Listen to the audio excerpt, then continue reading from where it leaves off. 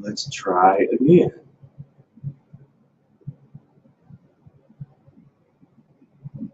So, all right, so let me know if you hear me. It reset. I don't know why it did it. I didn't, it did it on its own.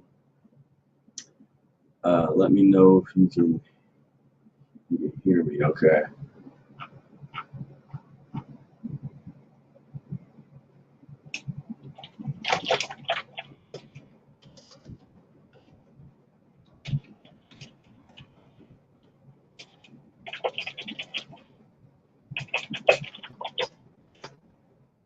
Okay, so let me know. I changed microphones. I'm actually using the microphone on my camera, I believe now. Still can't hear me. Okay, I need to check into this.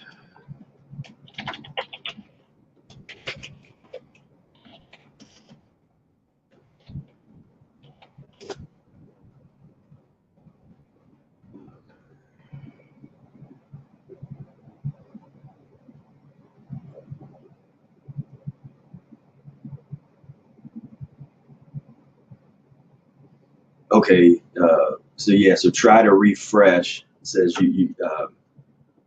Kaleem said he can hear and see after refreshing. Okay, so that's good. All right, looks like it's starting to work. And of course, I wish I wish I was able to use this mic. I'm scared if I change the mic again, it'll want to refresh, so I won't mess around with it. This mic sounds better, but as long as you can hear me. So it looks like folks are still kind of coming back in. Let me send a message to everybody.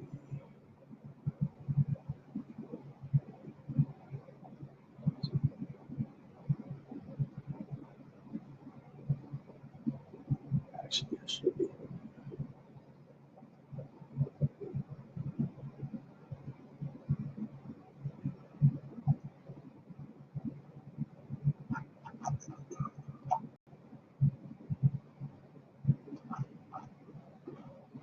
Okay.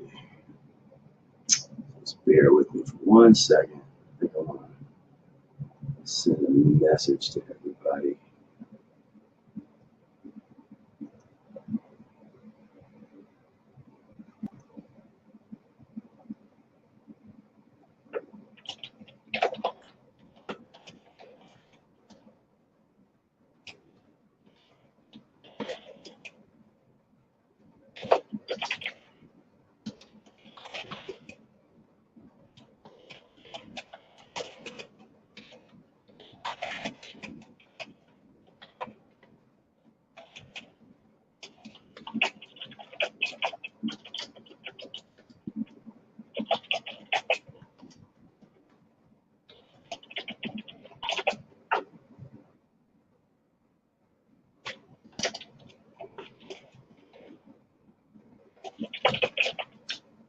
All right.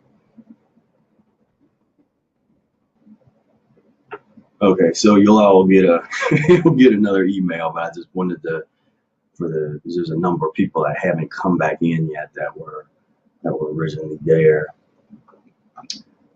But yep, technology issues as usual. We can't break in a new platform without a little bit of technology issues. And usually I use something called AnyMeeting, which I can only have up to 30 people in AnyMeeting, and I wasn't sure how many folks were gonna join in. And this platform is unlimited, but you're helping me break in this new platform here. So, all right, so let's get going. What I would like to do is first I'm gonna go through some of the questions that I received here.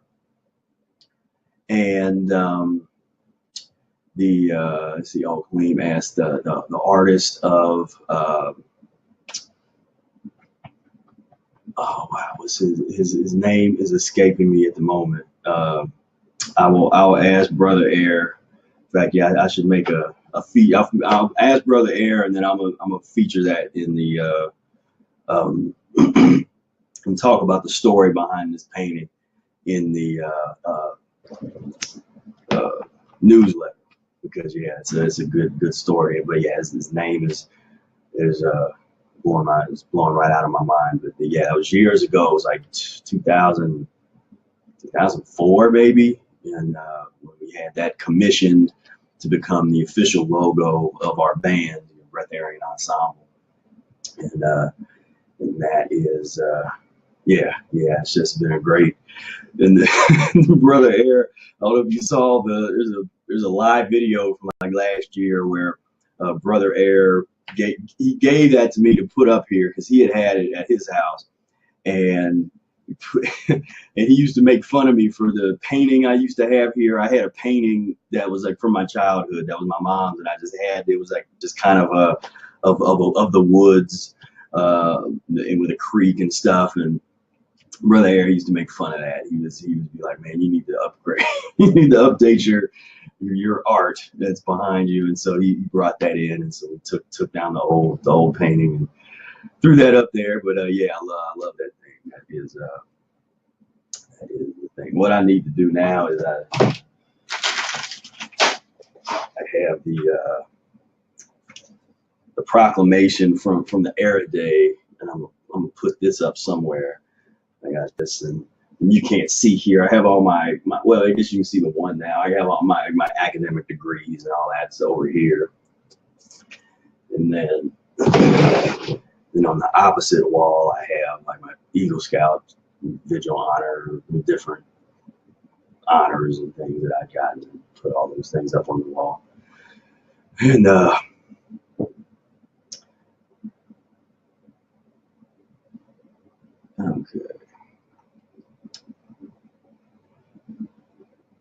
All right, so it looks like we are good. So we'll get going, and I'm first. What I'll do is, well, first off, if you have any questions, go ahead and post them.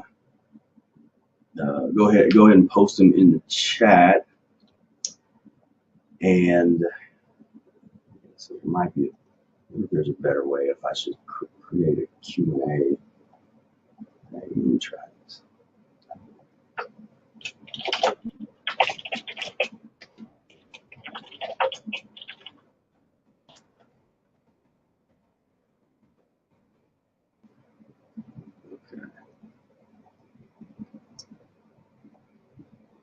Anyway, all right. So you say still missing 4. You mean you have 4 people? Yeah, there's a few people didn't make it back, make it back over. I did send an email out that said to reset to come into the conference. So hopefully, hopefully they'll make it. If not, maybe they'll catch the replay. So. So first and foremost, so a couple other questions that I had that wasn't on the questionnaire, and one of the comments was, I'm interested to hear what you think about the ancillary additional content that's after the video. Then I want to make sure that. When your opinion is do you like that within the earlier lessons? Do you like a lot of that content being directed at that time, or is it maybe a little bit too much too early? Do you think would it maybe be better to put some of that stuff a little bit later? I'm interested to know what your thoughts are about that.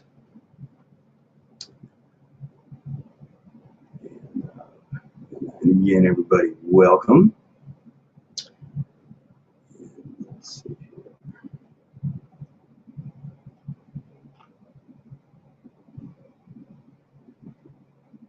And I appreciate what the kind things that you have said in the questionnaire for those of you that did it.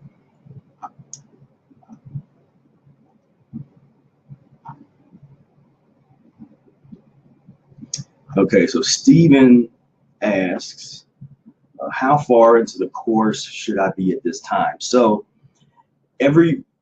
the how far you should be in the course is actually based on whenever you purchased it.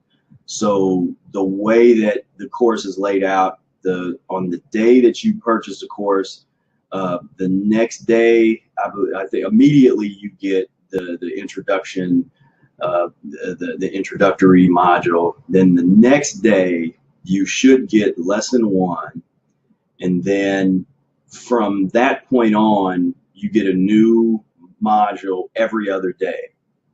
So you get the lesson 1, a day would be skipped, and then lesson 2 would become available. So you would have to look to see if whenever you signed up, you would have that amount of modules to go through, or that would be available to you. In fact, there, and I'm kind of there. The way that their reporting goes can be on my end when I try to look to see where everybody's at. It's not as great as I think it could be. The way that they do it. Here's the progress report. So I can download a progress report of everybody in the course. Let me look at this.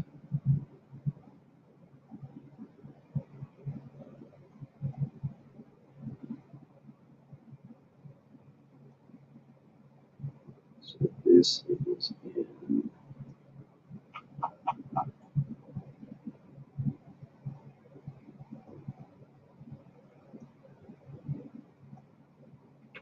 okay, so specifically for Stephen, it looks like he activated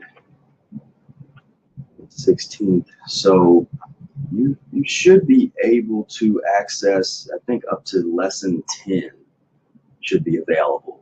So I don't think you get, I don't think that you will get an email every time something comes out. You shouldn't get an email. I think you get an email once a week, and it'll just remind you or kind of keep you going there in terms of letting you know to check to see the new lessons that are available.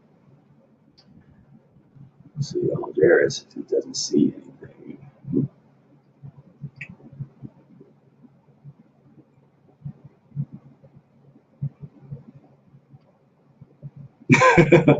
Khalib, yeah, say the average person coming from SAD might be petrified seeing the mucoid plaque, so it depends on the intended audience. Yeah. Well, and I'll tell you the one that I'm real interested to hear your thoughts on. I'm trying. I had to look myself to remember which lesson I put it up, but but kind of what you're talking about. There was the video. The video where I talk about the pus video, where because it fits with that content, but it is pretty early on in the eCourse, and so I'm wondering if that's a little bit too intense, too soon for the average person.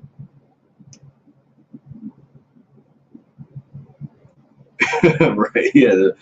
The pus video could have been harsh to those not versed. Yes, that's what I was thinking. But I was hoping that it would,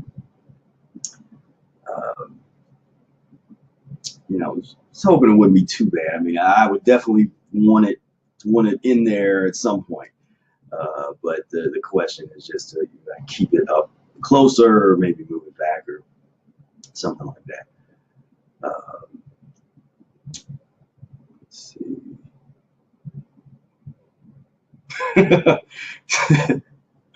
RCC made a mistake of eating while watching that module. That's funny.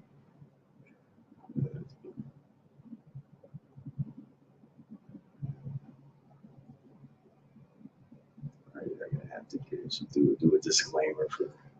I can put that up front. The disclaimer: be careful with eating. Yeah, there's yeah. Okay, so lesson 3. There's the colonoscopy video, which I feel. I mean, that's kind of a short video. I don't know. I always feel like that's not that. It's not that big a deal, not that heavy. But I'm so used to this stuff, I forget that looking inside someone's colon at the mucus isn't most people's everyday thing. Joe says, yeah, I think they need to see it get pumped about what we're trying to get out. Yeah, and that was kind of my thinking of having everything a little bit closer.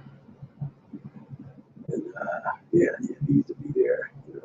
Okay. And, right, so that's yeah, because it's hitting them with hitting them with the colonoscopy video as well as the pus video, and it's definitely kind of a get ready, strap in and get ready for what's about to come down the pipe. And, so okay, thank you for that feedback. Let me keep moving forward through. I'm kind of going through some of these questions and questionnaire.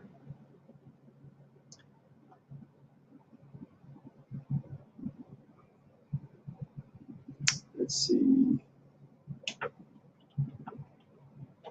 So Nalani asked for able to see and only communicate via chat. Can you not hear me? If you can't hear me, try resetting.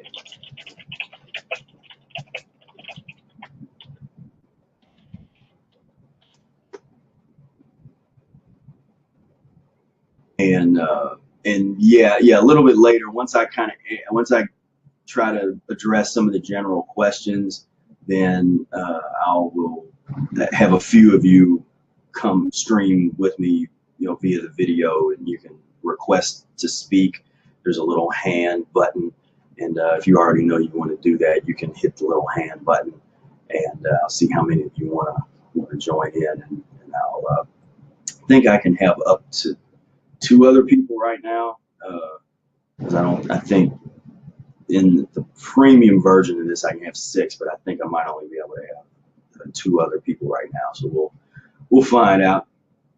Okay.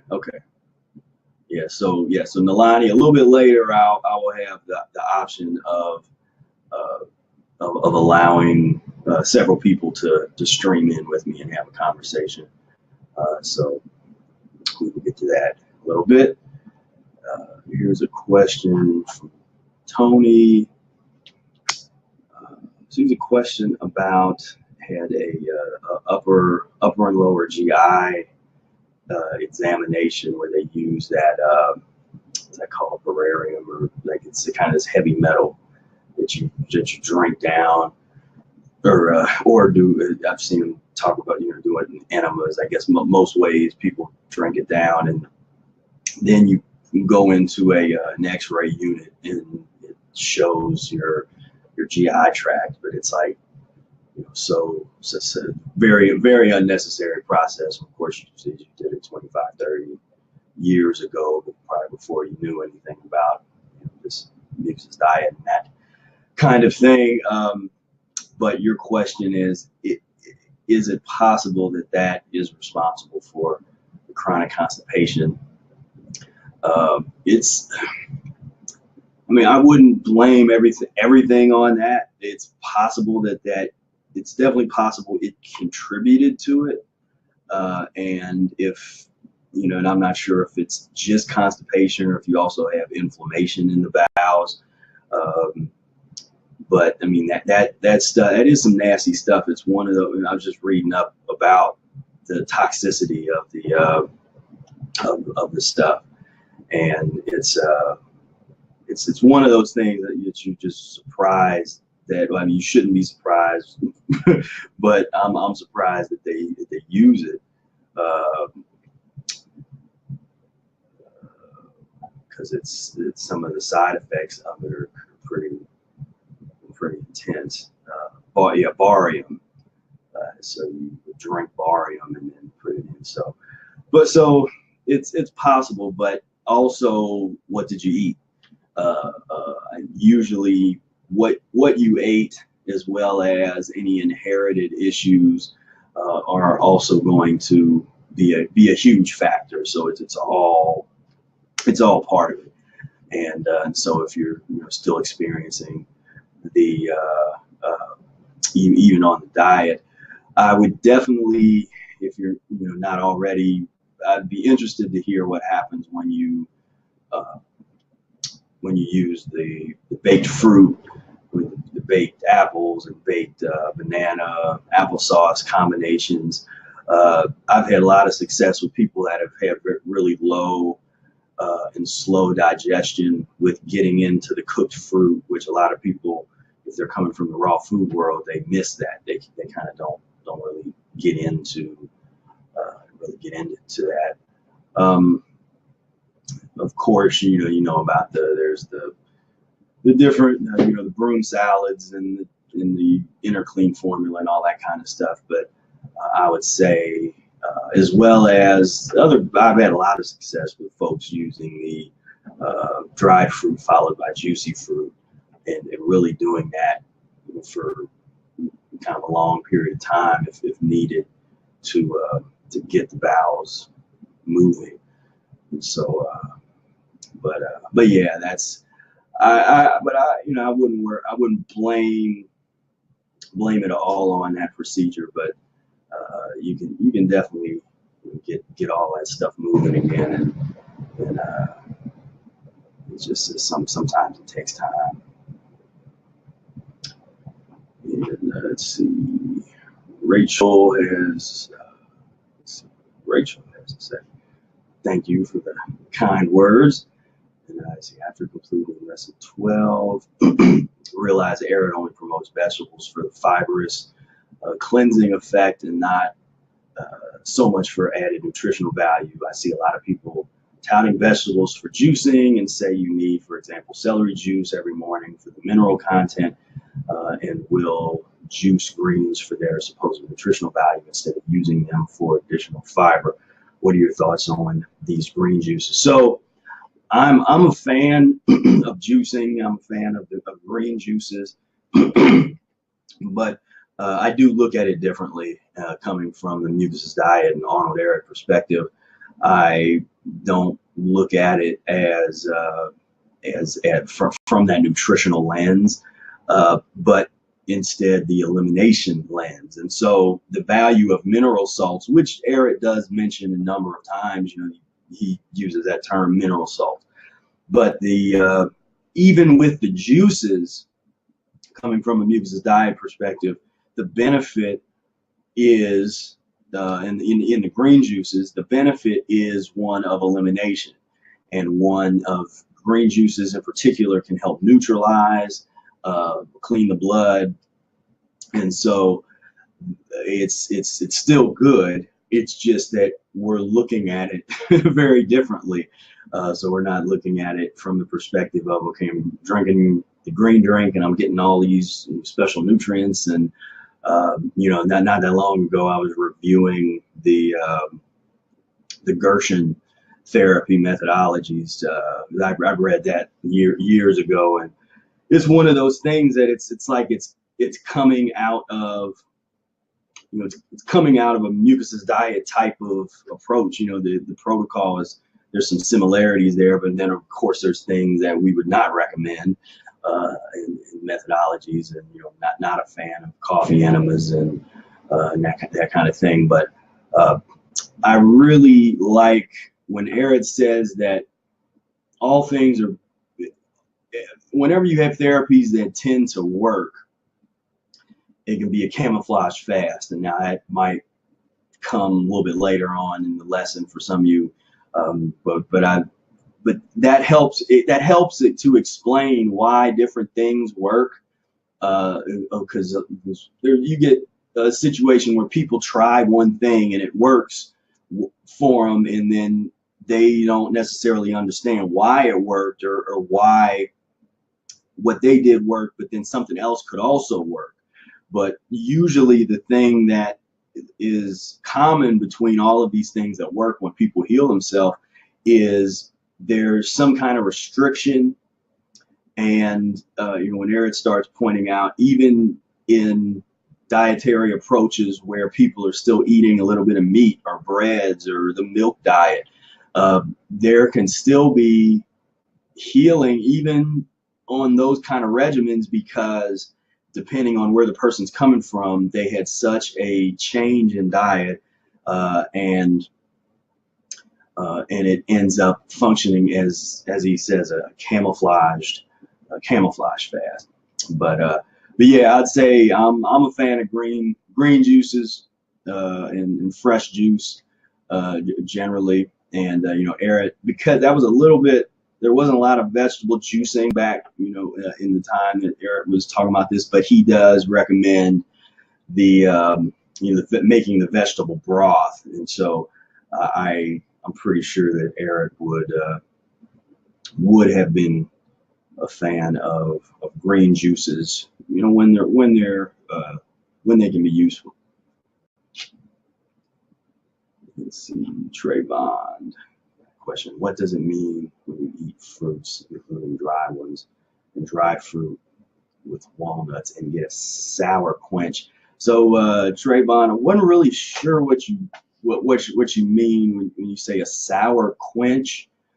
Are you mean that when you eat, you're eating fruits, and are you talking about kind of like it's sour? Clarify that for me. I'm not quite sure what you mean by that. And Kaleem, okay, question about your mom is having a hard time with constipation in the colon, and she had a big elimination, and then not really have another one for 2 to 7 days, and she's eating a vegan diet based on whole foods most of the time. 1 year in vegetarianism. I'm wondering if she transitioned too quickly at first. So right off the bat, one of the recommendation, one of the changes that could be made without making any huge changes with however she's eating now, you could start to reformat and reorganize the way she's eating, because sometimes that in itself can help, just by if she's eating a meal where she's eating everything at the same time, then say, well, let's first get a salad in there. If it's vegetable meal, get the salad in. That she'd probably be a candidate for eating a lot of Eric's 2-course menus, which we talked about later in the book and in the eCourse. But that would consist of eating fruit, having the fruit course first, then waiting 15-20 minutes, and then having the vegetable course. And I find that because eating enough, sometimes people have trouble with digestion and elimination because they're actually not eating enough. If they're used to eating very small amounts and things, it can be a challenge sometimes to say, look, you got to eat more. Where these vegetables and these fruits, you actually have to eat more so that you create that groom, the GI tract groom, and that elimination. So I think reorganizing the meals so that it's like an example of a good regimen or a good meal would be, you could have a baked fruit first, some baked bananas and applesauce, or something like that, maybe with some prunes. It doesn't have to be a lot, just 1 or 2 baked bananas, a little bit of applesauce, a few prunes, then 15 minutes, and then have the salad.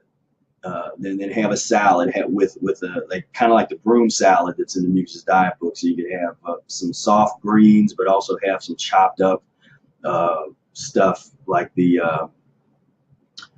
chopped up cabbage and celery and maybe carrots and that kind of stuff. And that will kind of help with that broom. Then if she's eating vegan and vegetarian processed stuff, have that toward after she starts eating the vegetable or the salad. And that alone, I mean, that helps a lot of people. Just reorganizing what is already being eaten can be very helpful in terms of becoming more regular with the bowel movements. And yeah, you mentioned that she had a few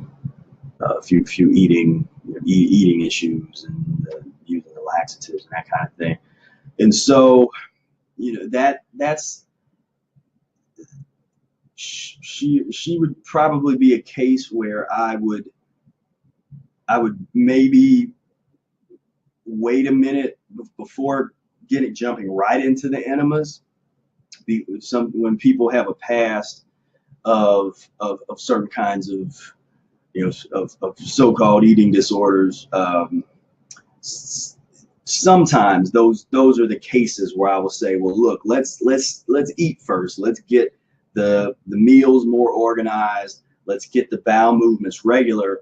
Then once the bowel movements are more regular, then start putting in the lemon juice enemas kind of as needed, and then you can build up to where you're doing more of them. But we want to get to the point where there is regular bowel movements. But I would really focus on, because like you said, you tried the tinctures and the capsules and all that kind of stuff, and I don't know which if you use something like I do like Dr. Morris's number 2 and number 3 stomach and bowel formula, which I've found is fairly comparable to the strength of InnerClean. And number 2, the stomach and bowel number 2 is very, very similar to InnerClean. It's hard to find InnerClean these days, and in the InnerClean that they sell, at least in the States, is not the original.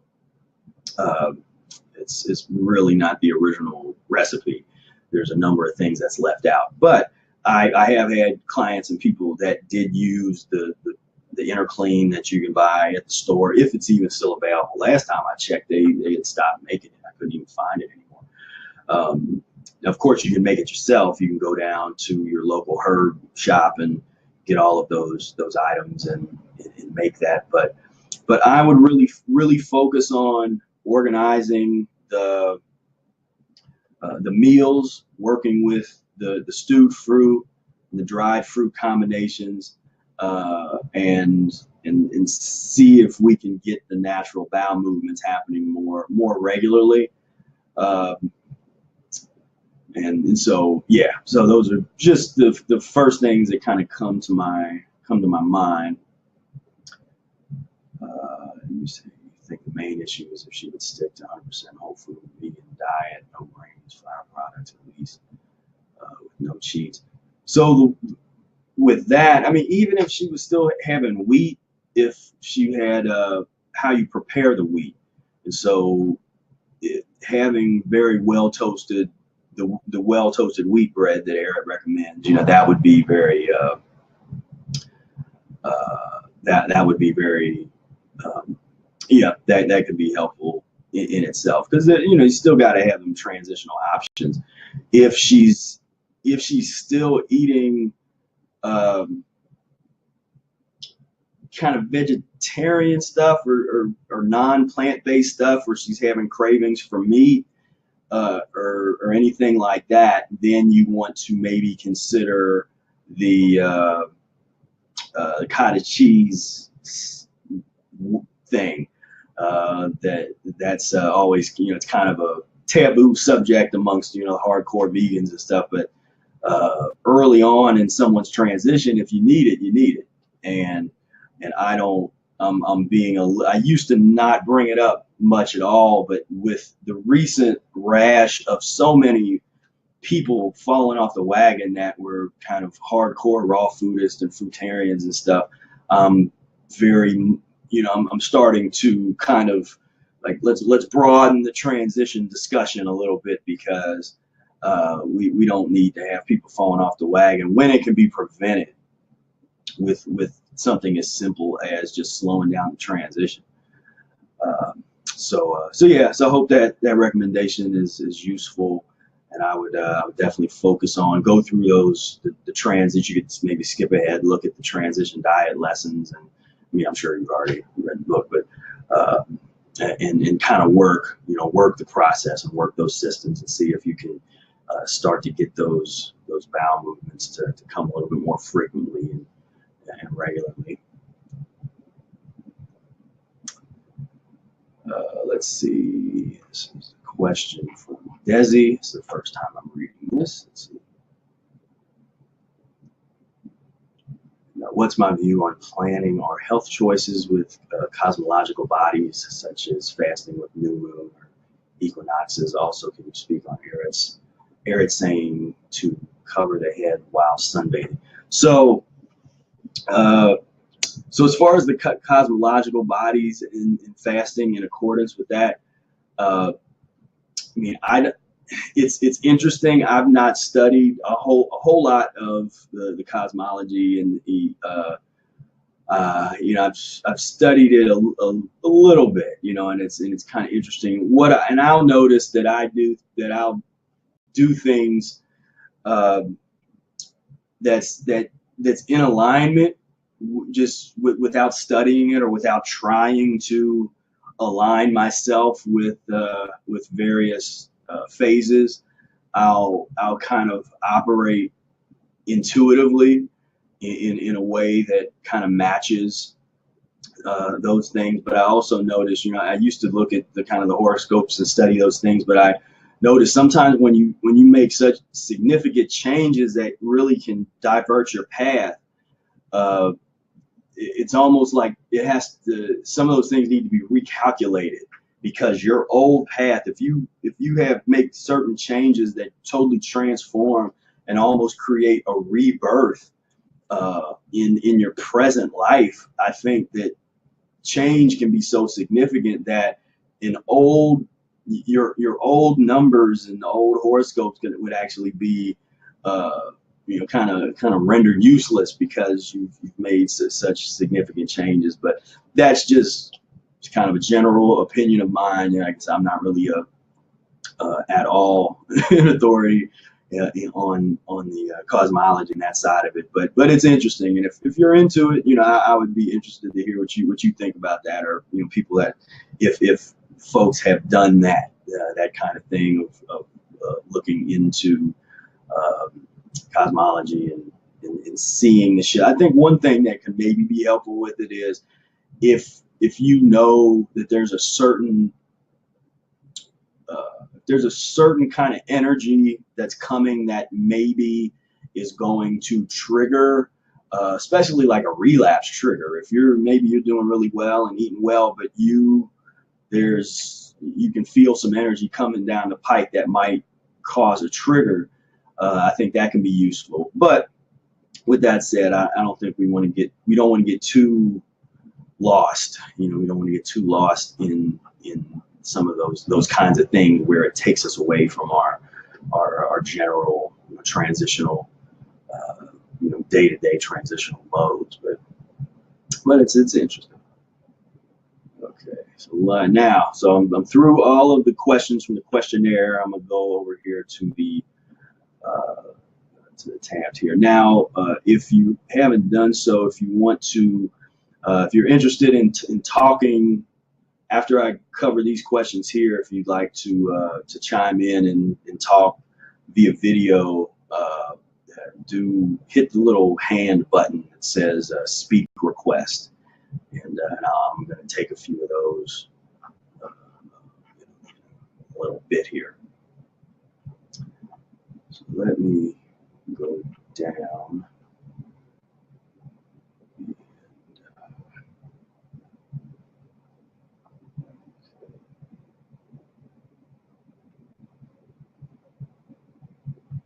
So hopefully everybody's able. We got the audio and the video situation happening.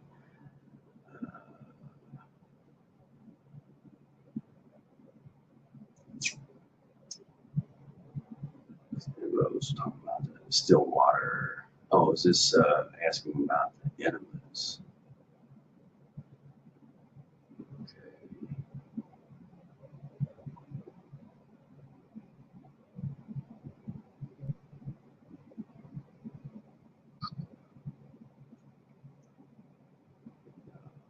Okay. It says, does anyone have constant mucus coming from mouth and nose? I'm blowing my nose and hacking up mucus a lot.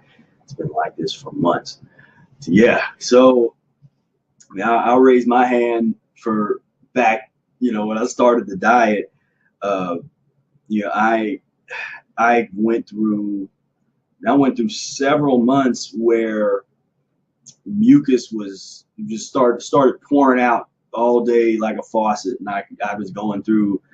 I could go through a box of tissues a day, just constantly blowing my nose, and as you're saying, expectorating, spitting out mucus. The good news is that's finite. It doesn't last forever. But in the beginning of the diet, it can feel like, man, is this what's going on?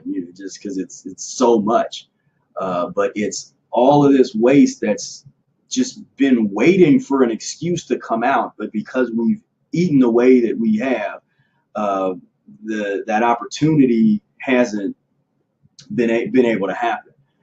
And so, so I definitely experienced that myself.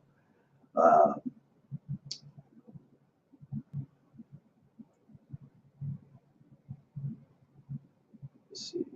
Okay, I'm sure I'm not missing any questions. All right, Richard says, course is great, but I would have a question. What's the initial point of Mucusless diet healing system? Mirror, or the first week menu, or something else? Where to start after reading the book? Okay, so you're saying like, what's the initial point? So to me, and this, you get different opinion from different people. To me, the initial point is the transition diet lessons, and the methods that are discussed in those lessons those are the practical things that you can change right away. So even before you totally transform all of the things that you're eating, you can start to reorganize how you eat. And so this is usually when I'm working with a client is just starting out. That's the first thing that I recommend doing is ask, okay, no breakfast plan is actually something that's one place where people start often, where it's say, okay, if you're used to eating 3 meals a day and you've done that for years, is it possible to not have breakfast and then have a solid lunch meal and then have the solid supper meal? Then if you need to have a snack in between, have some fruit or some applesauce or have some nuts and raisins combination. So reorganizing to me is one of the best places to start. And the various rules that are kind of rules or say guidelines instead of the word rule, guidelines that are laid out, I think can be very helpful in terms of terms of what you're talking about, kind of where to start. I wouldn't necessarily start with the the magic mirror and that kind of stuff. I mean, that's I would start with those transition methodologies and see if you can, for instance, if someone, because see, it's a huge change if you take somebody and they're used to having bacon and eggs and toast in the morning, or coffee and in a bagel with cream cheese or something.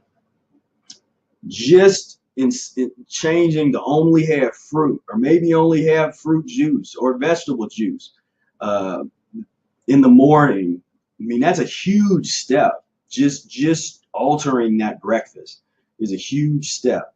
And so even if you can't totally get rid of the breakfast, if you could at least get rid of that really intense bacon and egg kind of stuff, then when we get to lunch, a lot of people, I'll recommend Eric's 2-course approach, where you have fruit, wait 15 minutes, and then have the vegetable course, especially, or if people, if they're working and they're doing physical labor or something like that, and you need to kind of keep that stimulation going, then that can be very helpful, as opposed to trying to have fruit in the afternoon and salad in the evening, which Eric doesn't even recommend in those first weeks.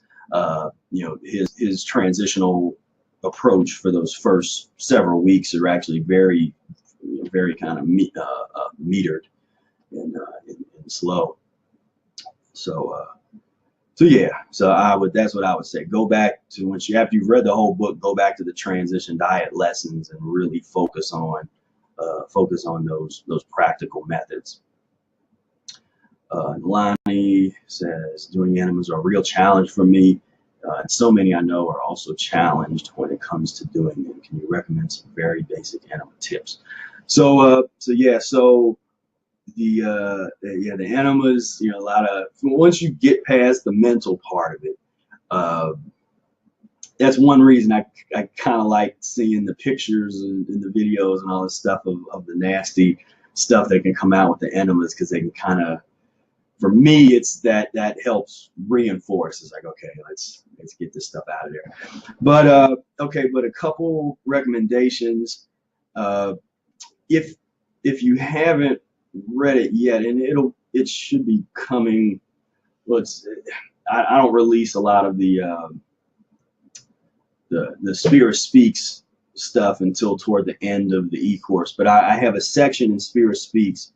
And if you want that early, send me an email, and I can send that to you early, so that you can get started with the enemas. And maybe I'll put that up further. Now that you asked that question, because I thought about that, I have a kind of it's like 20 different how to do enemas. In fact, I can just find it in here real easy.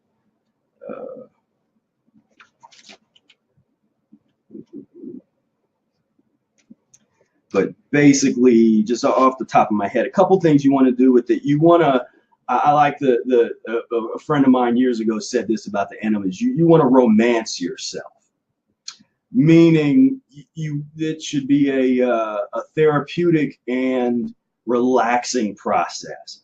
And so you want to have, maybe a few candles going and some incense and some relaxing music, or relaxing if you have some kind of video or meditation or something, but you want to be relaxed.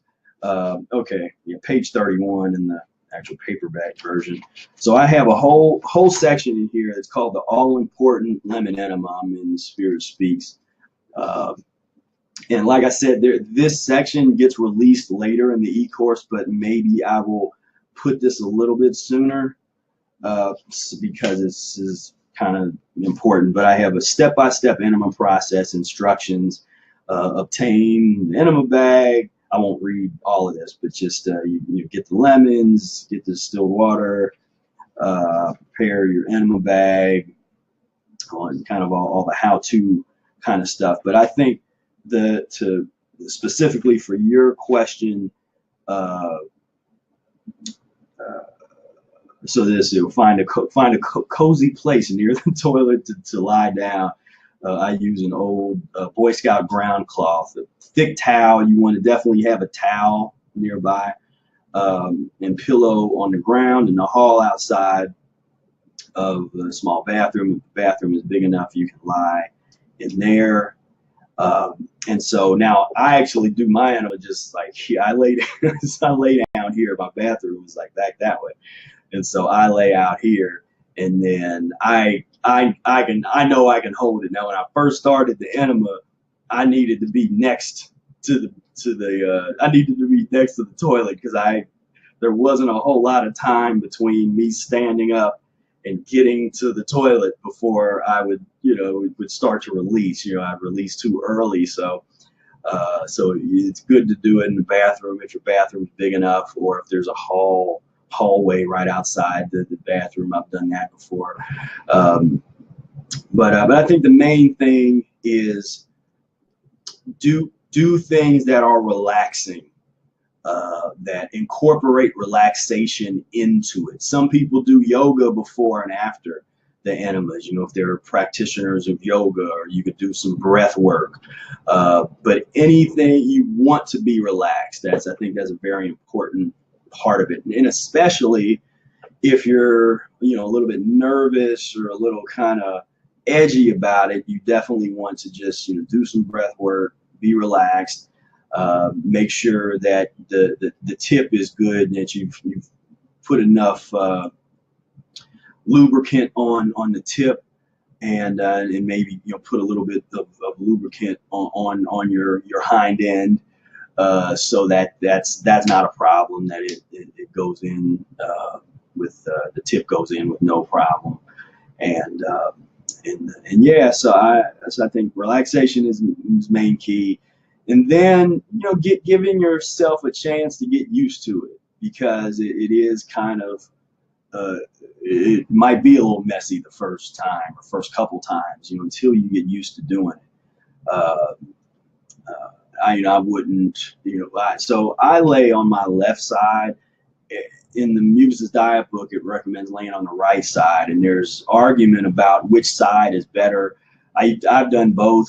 For years, the first several years of practice the diet, I always did them on my right side, and then I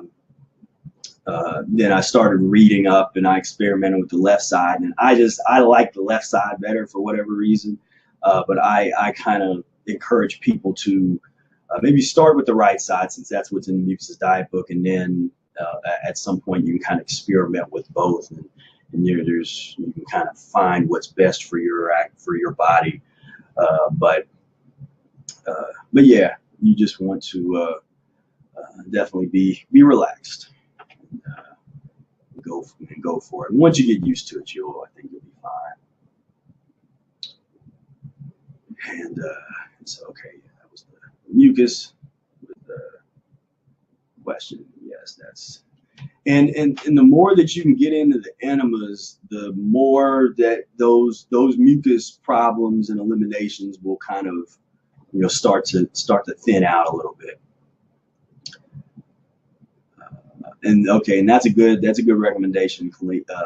Kaleem says to do the enemas can be very helpful after you do a natural bowel movement. That's very true. And I even have like a Pavlovian type of reaction where once I'm doing in Pavlov, if you can look him up if you don't know what that reference is, but basically I'm programmed to do a natural bowel movement before I do an enema. So if I was to start an enema right now, preparing it, then before I would do the enema, I can always do a natural bowel movement. It's just because, just over the years, I've kind of programmed myself to do that, and so yeah. So one other thing that I haven't talked about a whole lot is something that I've been experimenting with more is also incorporating the bulb enema, which and Eric mentions that. Now, when I first started doing the enemas, that was the first thing that I tried, not knowing anything about how to do enemas. And then Brother Eric kind of laughed at me and was like, "Man, you need to get an enema bag, and not the baby bulb enemas." But what I've been noticing recently is instead of doing a full-fledged enema, if I have a bowel movement and maybe I just want to just irrigate the colon, just get the colon a little bit cleaner, I can get the bulb enema and just do a quick little irrigation with that. But I'm also wondering, in some cases where people have have trouble doing a full-fledged enema, if that can be a way to transition into a full-fledged enema by using, if you know what I'm talking about, you can look up there, like the enema syringe, I think it's called, or the bulb enema. And so that's something I'm more or less experimenting with and kind of pondering if that's something that I'll start talking about more and recommending more in terms of clinical, entering it into the clinical space. And looks like there's some other recommendations. But yeah, email me that, and I'll send you that early. If anybody that wants that early, I can send that part of it.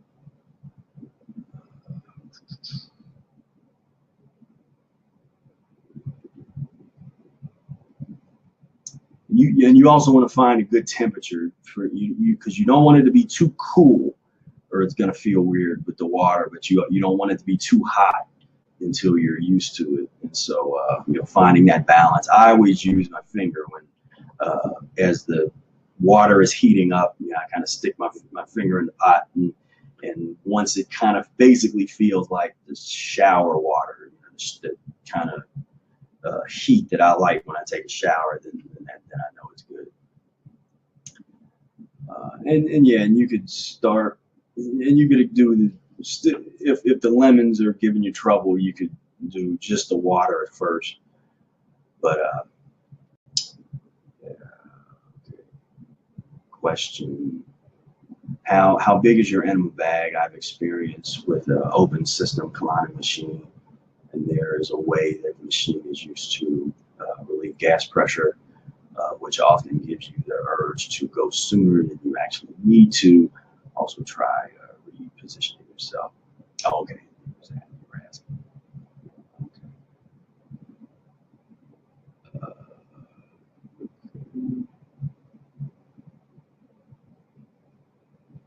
Enemas help to feel the lower values in the body. Sometimes there's a buildup of pressure, obstruction, blockage.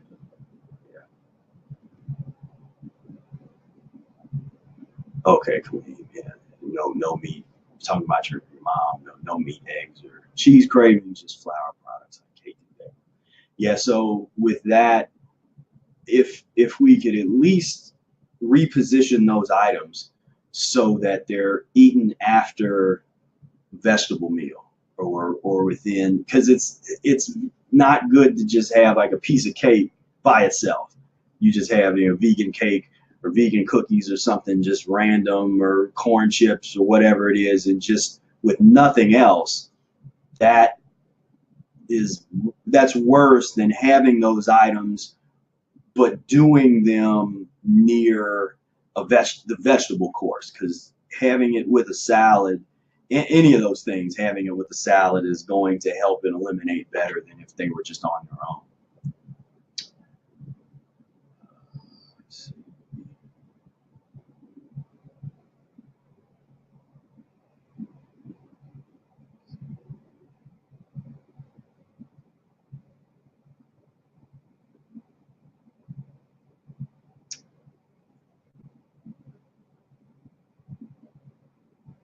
How can we slow down elimination from kidneys? I can feel the acids burning them some days, and eating different types of foods, not slowing it down. If you're having kind of a burning sensation in the kidneys, or those eliminations, or it's kind of the hot acids, I would be getting into green drinks at that point. So I would get into green drinks with some of the aromatic herbs, the parsley, and throwing, and then some stuff like dandelion greens and all that kind of stuff. It's kind of the classic Dan McDonald kind of green drinks and stuff. And what that does is kind of help to neutralize some of those acids, and at the same time promote the kidney filtration. And so some people would recommend drinking water, and you could, I would, in that type of case, I'd rather see the green drinks involved, because that's just going to help, I think, neutralize those acids and help things just move.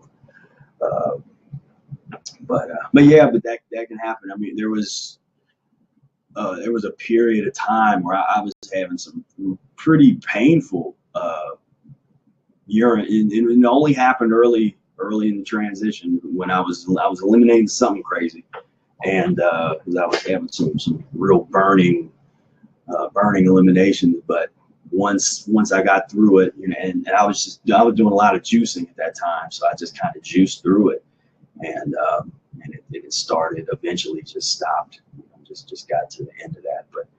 But yeah, definitely want to get these get the stuff moving out of there.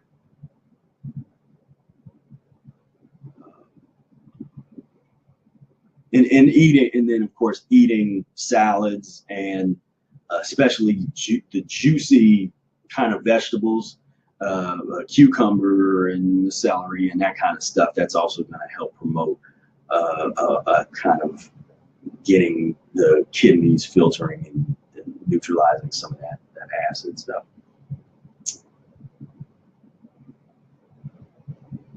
Let's see. Okay, this question is 45 degrees Celsius. Lot of the animal water.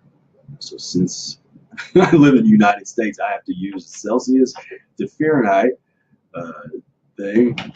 And, yeah, that's a little hot.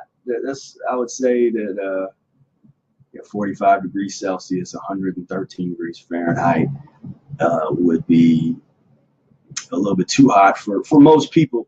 I like to think about, you want it kind of body temperature is generally the kind of the rule of thumb. So 98 degrees, you know, a couple of degrees above or below 98 degrees, I think is a good, you know, a good place to have the enema water.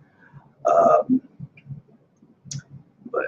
yeah, you say, is it okay to do 4 liters? I mean, that's 4 liters at a time is kind of a lot. You know, and I actually do more liquid than Brother Air does. You know, Brother Air's thing is consistency, so he does less liquid but more often, where I'll do a little bit more liquid, and in recent years, and I do them a little less. I do enemas a little less often.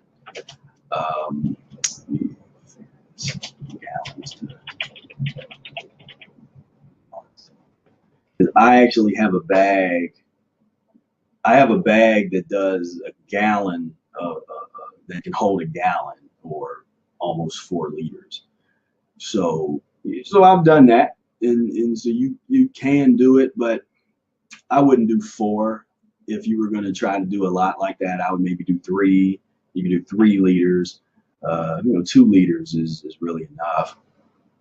But yeah, but I mean, it's not particularly harmful to do a lot of liquid like that. But home distiller. Okay. There, actually.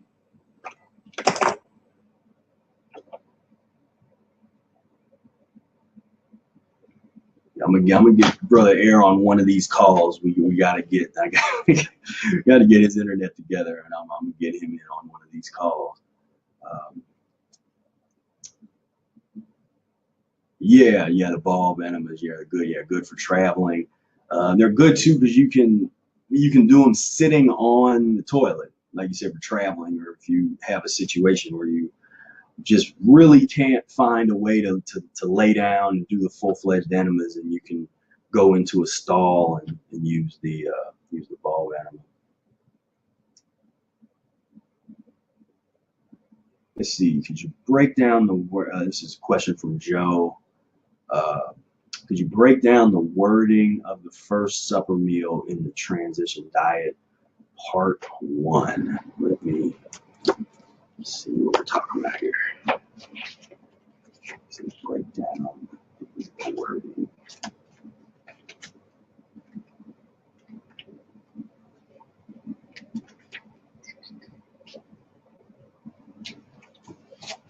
Okay, so we got supper, half and half, mixed stewed fruit with such as applesauce or stewed dried apricots, stewed dried peaches, or stewed prunes with some cottage cheese or very ripe bananas mashed, sweetened with brown sugar or honey to taste. The bananas would be for a more or less less mucus or less acidic stomach.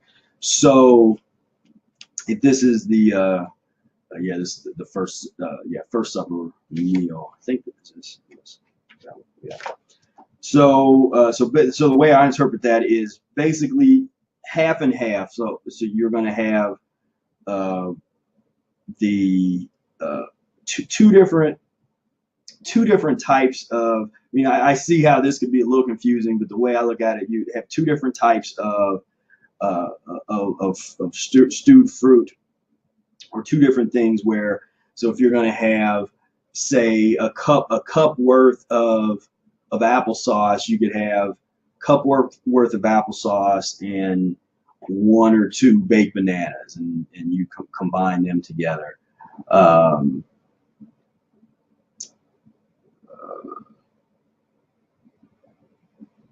Because we have the or in there, so mix half and half with stewed fruit such as applesauce, or stewed dried apricots, or stewed dried peaches, or stewed prunes with some cottage cheese, or a very ripe banana.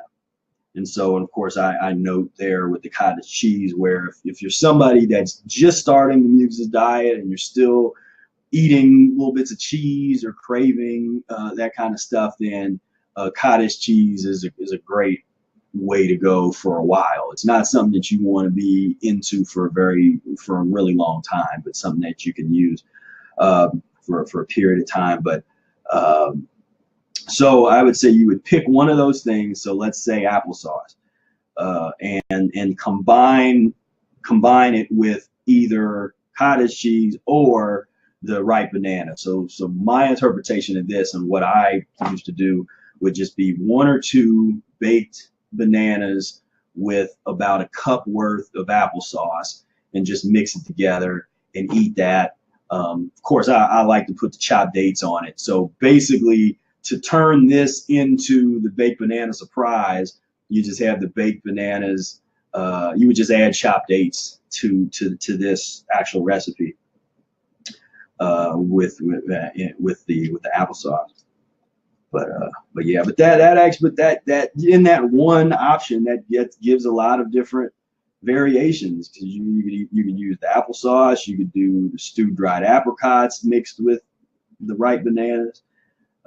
You could try all the different variations in that. He said the bananas are for more or less less mucus or less acidic stomach, and in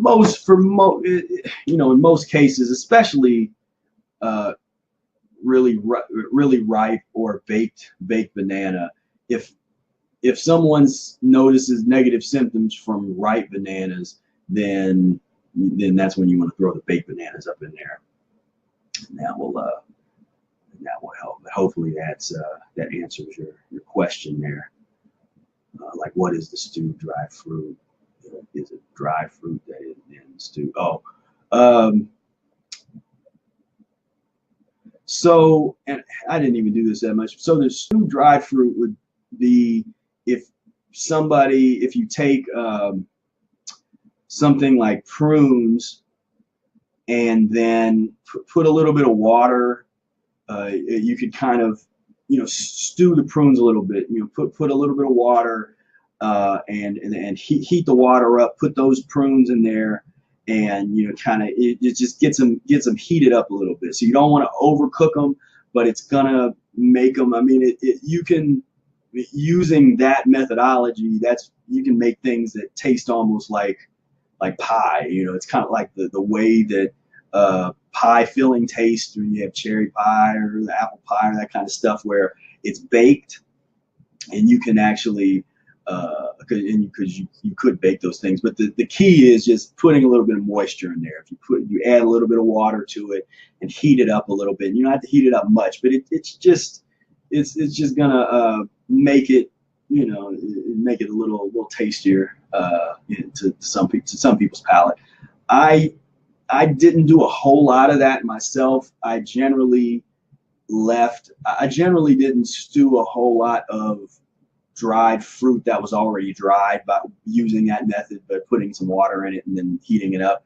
I more or less did a lot of baking of apples and baking of bananas, and then I would add dried fruit to that. But you can definitely experiment with taking the moist dried fruit, because you could do it with figs, anything like that. You would just add some water to it, heat it up a little bit, and now it kind of be you just stewed the dried fruits a little bit.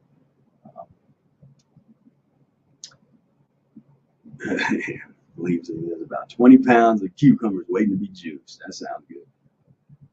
Let's see, all types of winter and summer squashes in the Mucusless frame. Yeah, I think they are. Yeah, all of the squashes to me are useful. That you can use them in various ways. So yeah, the winter, summer squash, acorn squash, butternut squash, spaghetti squash. I've used all of those. And then I know there's a whole bunch of other squashes that usually only come around in fall time of year and autumn, and some of those are really good as well. So yeah, I would say you can explore all of those different types of squashes. And Desi says, why does Eric recommend covering head when sunbathing? So it's for especially if somebody say if somebody kind of has like a bald, like a bald head, and fairer skin. So if somebody has fair skin, we'll say it like that, fair skin, as well as not a whole lot of hair on their head, then that he's kind of recommending that in order to avoid having a sunburned head, which you don't want, to maybe put a hat on. And so because the top of the head is a little bit more susceptible, the skin there is, it's a little bit more sensitive, a little bit more susceptible than say something, your thighs, your stomach. Usually when people get sunburned, it's maybe the back of their neck or their shoulders, or like I said, if their head or their face. But I rarely see somebody complaining about, oh man, my stomach is sunburned, or my thighs or something. There's more volume of skin there, and so I think that's where that was coming from. It's not something that I ever worried about too much. I never covered my head, and until now I have a natural head covering that I didn't have years ago. But yeah, so that would be, I think, particularly for someone that's fairer skinned and also does not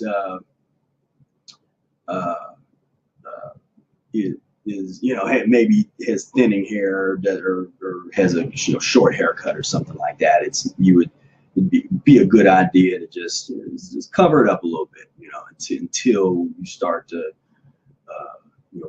kind of transform your skin a little bit to the point where you build your skin up to where you can be out in the sun all day and you're not going to be burned or anything.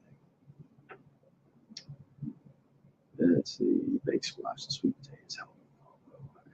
Never really liked bread. Yeah. Oh, Trayvon said, what's the best way to transition from bread? So my thing with bread is if you're doing the well-toasted wheat bread, which is what I recommend in terms of the bread world, you can transit, and I talk about this later, and there's in one of my food prep videos, I actually address this, but you want to transition from the the 100% wheat bread, well toasted wheat bread, to the 100% wheat tortillas. So they make these like round tortillas that are 100% wheat, and you can toast those a little bit, and that's a great transition away from the bread. Then eventually you get to the point where you don't need that. Or if you're getting off of wheat products, you can now they make these almond flour tortillas, which I actually like. I check those out. And then if you're trying to get off of wheat products, those can be excellent because they toast up really well, and then they can give you that little crunch that you might want. And so that's kind of the line of succession that I would recommend for that. But yeah, it was so bread. But I wouldn't, if you're early on in your transition, as long as you're toasting the bread and eating it properly with the salad, it's not something that I would obsess about or be hard on yourself about, because I ate bread, the well toasted wheat bread with my vegetable meals for some years.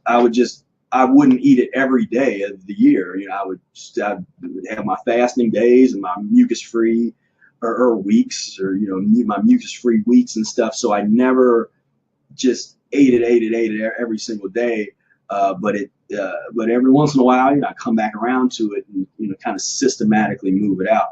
Now, one thing that I tried, which I wouldn't necessarily recommend, was I did kind of try to use corn chips instead of the bread, but I found that the corn chips were very addictive for me.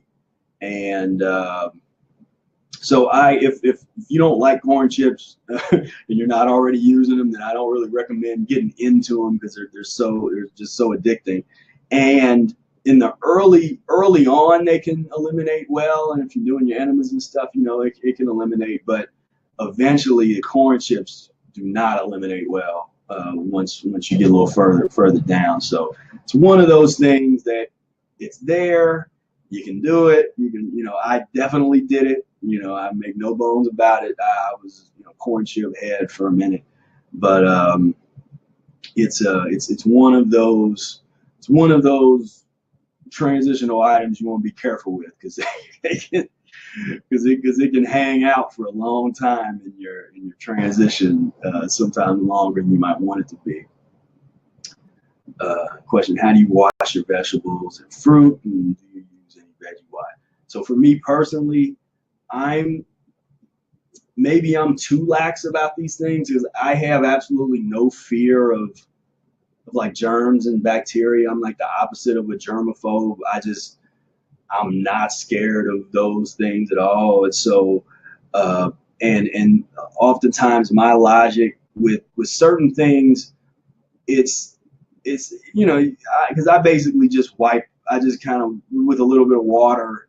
I don't have nothing in the water. I just kind of just wipe it off a little bit, or run it under some water and wipe it off, and that's about it. Because my thing is, if things that have a porous outer shell, or no shell at all, and you touch it, if there's anything that's going to happen, it's going to penetrate the vegetable or the piece of fruit.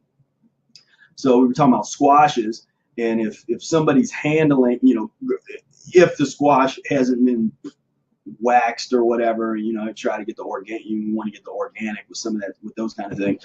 But if it's not really waxed, because that's another thing. I know there's methods and different products that you can use to try to get the wax off of things and that kind of stuff. I try to avoid stuff that is waxed. I try to get organic vegetables, especially vegetables and fruits that have the porous outside.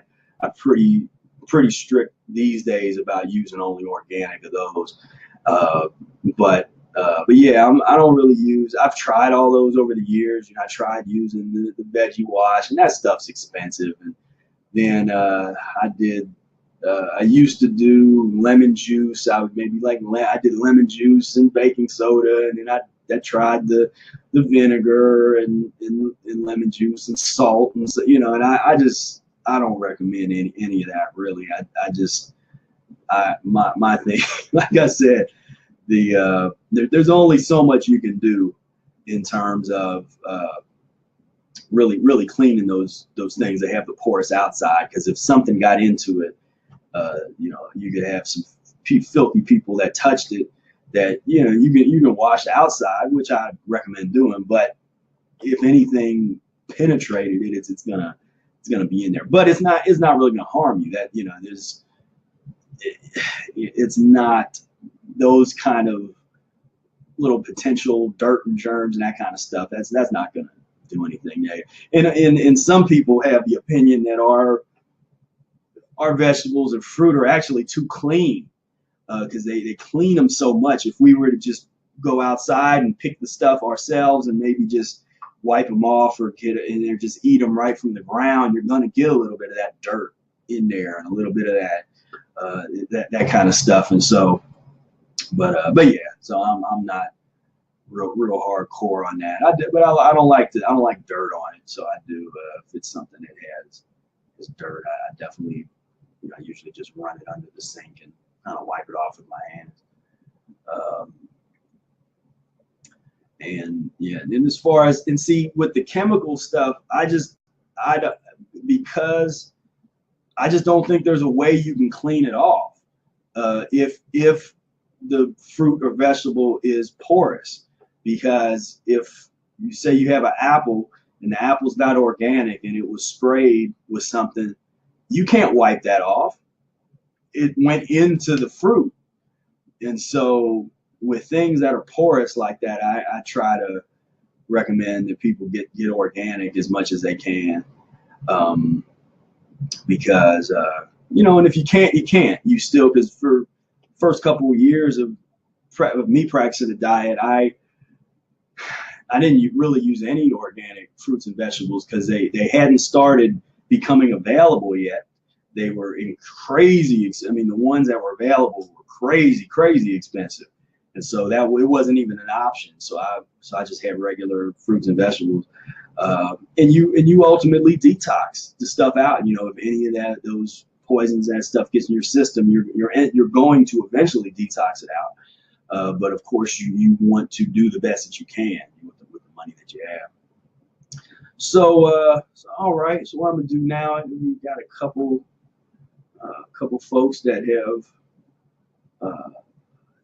We got Ranka and Alani, so I'm gonna first. I wonder if I can get both of you guys on at the same time. We'll see. So I'm gonna accept Ranka and see if we can. What?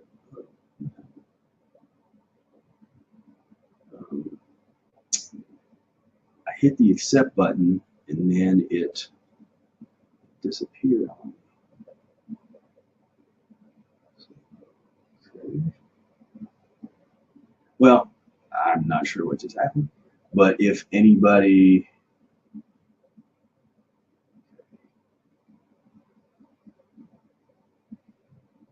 all right, here it came back up. Okay, so I've accepted both of their requests, and I am going to see what happens here, what the next process is. If you guys have any other questions, we'll wrap this up soon. I'll talk to a couple people, and then we'll wrap it up.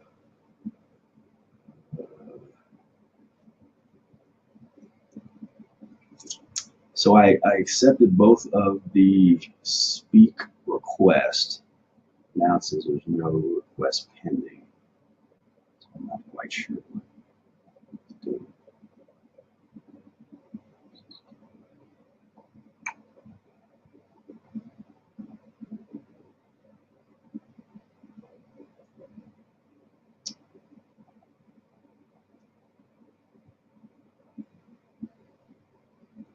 Oh, Alexandra said they must have the Chrome extension. Yeah, make sure.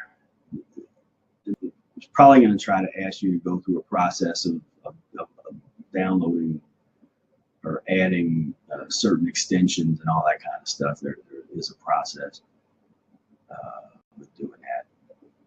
So yeah. So if anybody else wants to send a Spira request, or I'm not quite sure what happened. I accepted both of the requests that came in, but I'm not sure why. Let me see. Let me try something.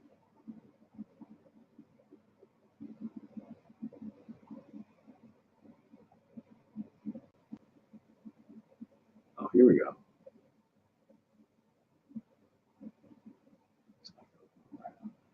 Ronka is trying to come in here.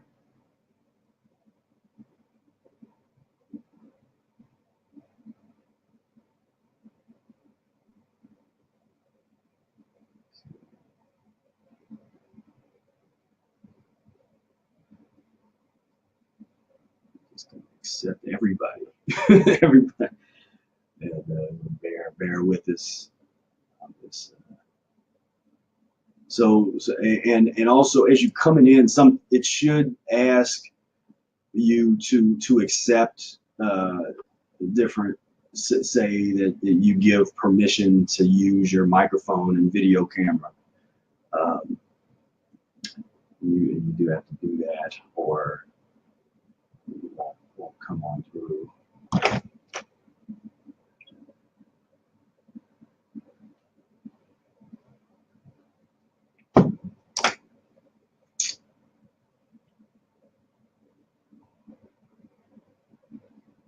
And I know everybody. I didn't get a chance to. A lot of people left, but one thing that I forgot was I am going to bring it up here. So this is kind of a special offer just for you guys, and it's all 7 books for one price. So it's all these. And actually, this is the first time that I've made this available. This is the actual paperback version of what you guys have in the course that you get every module. This is the full paperback version of this. So the full thing is $74 for all 7 books, which is a little bit, it's even more than 10% off of if you bought all these individually. And also just for you guys, I'm going to sign and I'll autograph the annotated Mucusless diet, Spira Speaks, and Spira's notes. And so if that's something that interests you, you can hit the hit the button there and go to mucusfreelife.com. Do that, and let's see. So we got some folks in here. Can't hear you guys yet. Okay, here we go. We see you. Can't hear you yet. All right. How about now? All right. We got All right, you. cool. Yeah. I guess I just had one question. Yeah. About the environmental factors. I know apples are good for the lungs. Especially with the smoke. We have fires going up up in Canada and then in California. Right. Is there anything we can do? Also, we're energetic beings, we're transmitters and receivers of energy. So the EMF signals, is there anything we can do in particular to protect against those? Well, one thing that I like that Brother Air said is, he has this theory that we can transform the human body to basically be just automatically filter whatever is not necessary, the negative energy, the pollution, all that kind of stuff. And he's kind of an interesting case study because he lives where he lives in the city, in the urban part, really near to where all the pollution is, in a very polluted, nasty city. and he's still able to do what he does, with his, which would be hard for me because I like the woods. I got woods right in my backyard and stuff, and I hate. I mean, that's one reason why I had to move out of there, because that pollution is terrible in Cincinnati. But but he's kind of an example that wherever you're at, you kind of you make the best of a bad situation, and you really can. 'Cause ultimately, you filter that, whatever that is. You're going to filter that stuff out of you, and so. So I mean, it's not the greatest answer, but that's what's rough about the situation we're in. Now you're talking mostly about the kind of the pollution, the stuff that's being burned, and that kind of just going out into the. Yeah, I mean, like, I'm up in Minnesota, and there's, the air factor quality is like really bad right now, and it's just a haze, and there's just like little micro particles, like, that we're breathing in. Right. Yeah.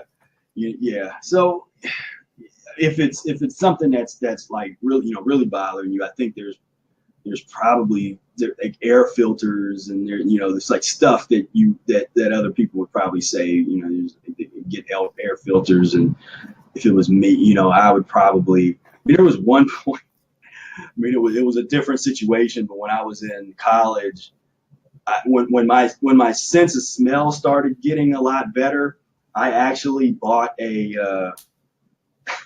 I walked around the school with a face mask on at one point because people's like the smell was getting so offensive, so people's like their breath and stuff, and so I was just like, I was like, man, I cannot handle this. So I used to wear, but that would be something. I mean, if I couldn't go outside and breathe, and I had a problem, I mean, I would probably look into some kind of filters where I'd make sure I had the best air filters in my house. And then if I were walking outside, if I couldn't just enjoy breathing, I'd probably, get some kind of filter or something. But all right, it's unfortunate. Hopefully that, because I know because it's Minnesota, it should be nice up there. It should be some good air. But I guess there's fires in Canada, and that's like coming down the haze. Yeah, there's been days where it's just like, especially in the morning time. But, yeah, thanks for answering. And greetings, and we hear you, Aranka. Hi, I have a question. Yeah. What's the difference in as far as energetics or moving power between stewed and baked? Because it's plus 34 degrees here in Manitoba, right above Minnesota. Baking is just not an option. Yeah. Do you find that it's okay, the same? Like squashes, apples, bananas? What about bananas? Yeah. So you can. So you're saying, is it okay to stew those if you can't bake it, if it's too hot to bake? Yeah, I'd say yeah. I think it's fine to do that. It might be a little bit better to, baking is generally a little better, but it's not bad to stew it, and so especially in the summertime, like you said, it's kind of warm. I think it's totally totally fine to stew it. So my reasoning also was that with baking, the process removes a lot of the liquids, the organic liquids present in the squash, in the apples. And isn't that a little bit harder on our system rather than stewing, which kind of keeps the liquid, some of it is evaporated, but you keep it fairly loose to keep moving the stuff? It depends on how you bake it. So if you bake it, if you use like parchment paper and you put a little bit of water in there, which is usually how I bake stuff, especially the acorn squash and things. I'll cut the acorn squash and put that in there. I'll put just a little bit of water and cover it up with parchment paper, and it keeps all that moisture in, so you don't lose a lot of that. It's not as dry. But sometimes I might want it drier, and so then I let it. I won't do that, and I won't cover it up. But to so me, you do cover it up. Okay, thank you. Yeah. When I bake it, I'll cover it up a little bit, and it'll kind of keep that moisture in there. But at the end of the day, to me, I think the most important thing is if it eliminates. Okay. So as long as if you're noticing that it being dry, it's not eliminating as well, then in that case I would say, well, yeah, it would be better to keep it moist, and like I said, you can bake it and you can cover it up and put a little bit of water in. I don't really like drinking water. I use a lot of water. I use about 12 liters of water for enemas first, and then do the lemon version, just a little bit, like a liter.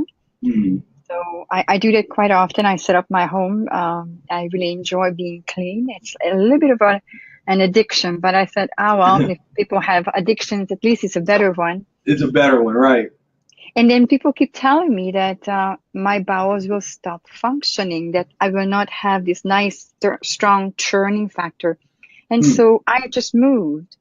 And lo and behold, one day when I didn't have a bowel movement, the second day, like amazing, better than ever. So in my opinion, nice high enemas, I call it, it's almost like a colonic, home administered colonics, are much better toning the system than would you agree? That's been my experience, because I've never had any problems where people talk about being scared that they won't be able to. Who writes these books? People that don't know anything, that never did it. People that's never done it. And they are in textbooks. They are in medical textbooks that it will make your bowels lazy. So when I talk to my doctor friends, they say, "Oh no, don't do that." And I do enjoy doing it almost every day. Sometimes I make time. That's important time. Meditation or yoga or playing with kids. That's my time. Can I one more thing? Yeah. And then I'll give the talk to others about the EMFs and radiations of Wi-Fi technology. I totally agree with Brother Air. I think because we are energetic with a little bit of density, if we are quite clean, it does not really bother sleep or thinking or any other function. I really don't see it as a big problem. Right. EMFs. That's all. Yeah. Thank you. Yeah. Thank you. Thank you. Thank you so much for tuning in. And let's see here. Looks like there was one other person that was trying to come in, and I accepted it, but I'm not sure if there was an issue that prevented. Let's see. Oh, you told me. All right. Let's. So Nalani, I accepted Nalani, and not sure if there was an issue. Just accepted Tobin. So we'll got to go through the rigmarole and adding the Chrome app and all that good stuff. Let's see if there's any other questions. And the print is the print for sale? No, I should do. I should do that. I should make the print for sale, or at least because you can actually find the logo a lot of different places. But yeah, I currently don't have a print of that. But I should do that. I should work on that and sell prints of the Breatharian Ensemble logo. Let's see. Video chat keep getting bumped off. Okay. All right, Melania. Yeah. Sorry about that. Yeah, we'll have to get that going as let's see, hopefully some Tobin.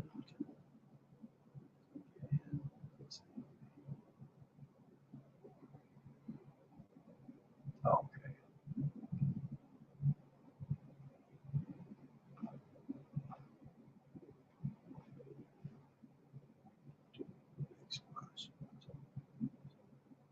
Kind of catching up on the chat here. Kareem said he was addicted to corn chips for a good while. You know, corn chips are no joke. No joke at all.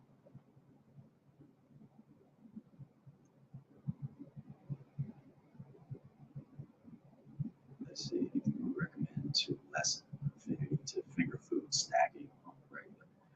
So the way that I would do the snacking is to maybe uh, organize it as part of your day so that you're kind of not necessarily grazing as much as just plan a snack.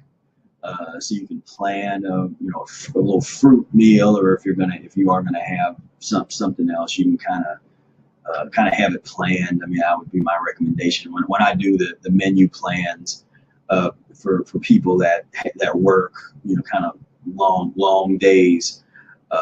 I'll incorporate snacks usually in between the lunch and dinner. I'll throw a snack or two in there, but something like the nuts and raisins, the nuts and raisins kind of stuff. That is that's good. Let's see. What is your opinion? Swimming in the sea. I mean, about filthiness in the sea. Do we absorb? So I'm not a big ocean person. So um, uh, yeah, I don't know. I personally like swimming in lakes and clean clean lakes I know are clean. Uh, Freshwater lakes. I'm not opposed to jumping in the ocean, and a lot of people enjoy that. But yeah, for me personally, I don't know. Yeah, that's a tough one because we've definitely ruined. We're so filthy. We ruin everything. But we ruined that. Let's see. Tobin is trying to get him back in here. I'm not sure why. There's a problem there. But yeah, so with the ocean, I don't know. I don't think it's not terrible swimming, depending on where you're located, uh, which I think it is going to be a little cleaner in some places, especially places where it circulates and if there's not a whole lot of pollution. But for me personally, I wouldn't be someone that would probably do a whole lot of ocean swimming like every day.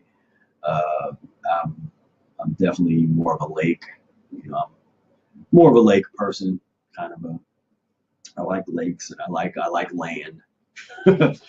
Some people love water. I've got friends that are water signs and they just can live on the water. But I'm definitely a land lover.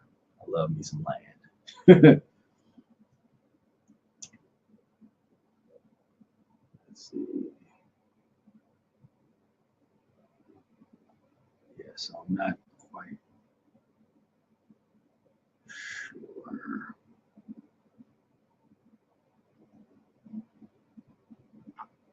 So it looks like we're having a little bit of trouble getting some of the other folks to speak.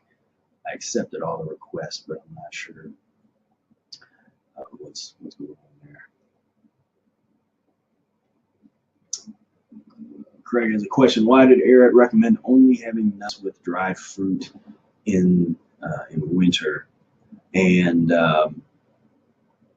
well, so Eric's logic with that is, he kind of matches the meals to the seasons. So in the wintertime, he's thinking if you live in a climate where, because he's usually generally coming from a European, talking to people in North America and Europe, where people have seasons, and so he's thinking in the wintertime, you're going to maybe need something that's a little bit more stimulating, that'll generate a little bit of that excess warmth. And so that's why he kind of recommends eating nuts if necessary in the wintertime, but maybe not using them as much during the warmer parts of the year. And so it's just more of a process. And as far as this certain time of year, you want to eat a little bit heavier, because if you're cold or something like that, then you would have a little bit heavier, have some of your mucus lean items, and then as it gets warmer, generally the idea is that it's a little bit easier to eat mucus free, because it's kind of the natural climate for the mucusless diet.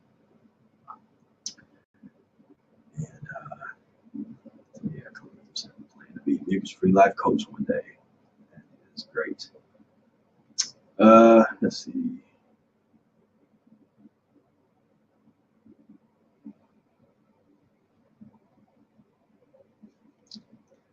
So yeah, so sorry for some of you that tried to do a speaker request, but something happened along the way where it didn't go through. So Tobin, we'll get you on next time, and we'll figure this out so that we get it going. And but I mean, overall, I like this platform. We just got to get it going.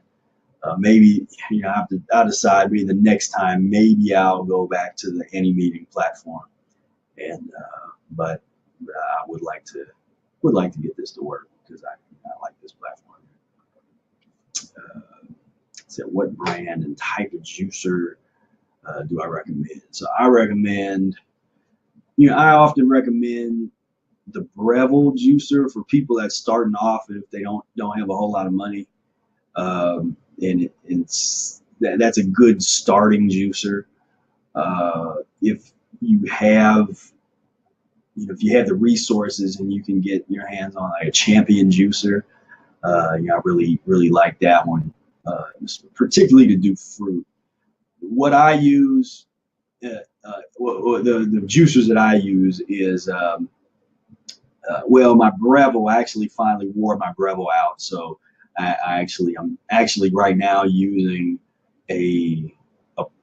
it's not the regular Jack LaLanne. It's like a premium Jack LaLanne. It's metal, and so it actually does a pretty good job for being a Jack LaLanne juicer. But I use that for my green drinks, and then I use the Champion juicer for my fruit. So now I know I actually need to get more up to date on some of the new juicers and some of the other ones that are out there. I know there's a lot of great juicers, and people recommend different Green Stars and all that, and some of those I haven't tried. So yeah, so I myself need to do a little more research on little homework on some of the better juicers, because I know there's some pretty good ones that are out there now. But let's see, this is a good model, intro model.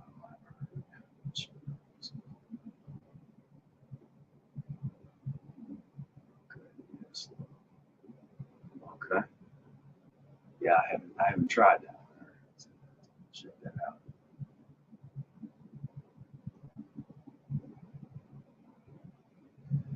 So, all right, I think I'm going to go ahead and wrap up this first session, and I thank all of you for coming in. And there's Tobin. Hey man, what's going on? I'm not sure what happened. I know I'm assuming that when you tried to add it wouldn't let you come on. I tried to get you on the live chat here, but we'll get all that straightened out next time. This was the first time that I used this platform, the Webinar Jam platform. So we will evaluate everything. But appreciate all you guys participating and plugging in. And yeah, let me, if you have any questions along the way, or for technical difficulties or anything like that, let me know, and we will have another one of these sections within the next couple weeks. So until then, peace, love, and breath.